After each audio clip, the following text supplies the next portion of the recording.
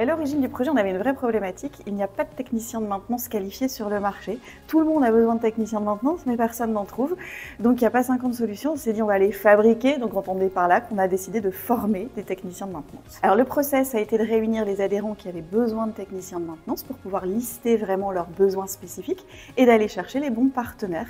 Donc les partenaires sont évidemment France Travail et la région.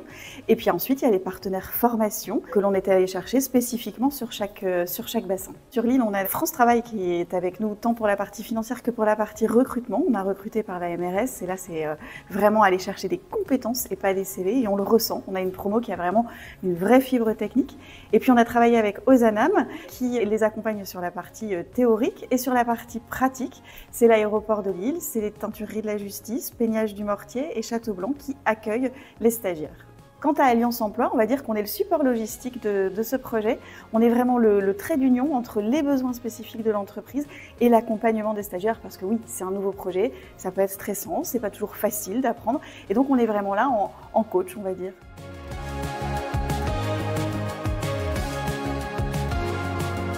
Un programme basé justement sur un tronc commun de 200 heures de stage en entreprise et la particularité, 200 heures de formation spécifique à chaque entreprise adhérente au dispositif. En fait, on se base sur à peu près 5 axes. Le premier axe, c'est la formation technique. Ensuite, on va partir sur la recherche de panne, donc diagnostic, réparation. Et bien sûr, il y a aussi un axe qui est la sécurité en entreprise, donc avec par exemple l'habilitation électrique. Et après, il y a surtout un suivi en entreprise. Donc le premier suivi en entreprise, c'est avec les formateurs. Et après, bien sûr, il y a les tuteurs en entreprise qui, eux, jouent leur rôle important. À l'issue de la formation, le stagiaire obtiendra un niveau 4 en tant que technicien de maintenance industrielle et des certifications réglementaires, favorisant ainsi son employabilité à l'issue de la formation. Cet accompagnement est donc essentiel pour l'adaptation aux exigences professionnelles et aux contraintes du secteur de la maintenance industrielle. Mon intégration au sein de l'aéroport de Lille s'est très bien passée. Mes futurs collègues, on va dire, qui sont très sympas. Et franchement, tout se déroule très bien. Ma motivation, surtout, c'est par rapport à ce suivi qui est derrière cette formation. Je suis un peu plus dans tout ce qui est demande d'intervention. Les missions sont surtout variées.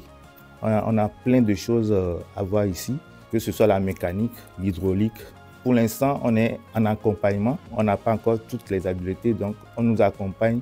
Et petit à petit, on apprend aussi ici. Vous l'aurez compris, l'industrie en France recrute et a des besoins spécifiques. Alliance Emploi y répond notamment par l'école de la maintenance. Alors si vous êtes entreprise et que vous avez un projet, un besoin, n'hésitez pas, contactez-nous. Si vous êtes candidat et que le challenge de l'industrie vous tente, on peut en échanger à votre écoute.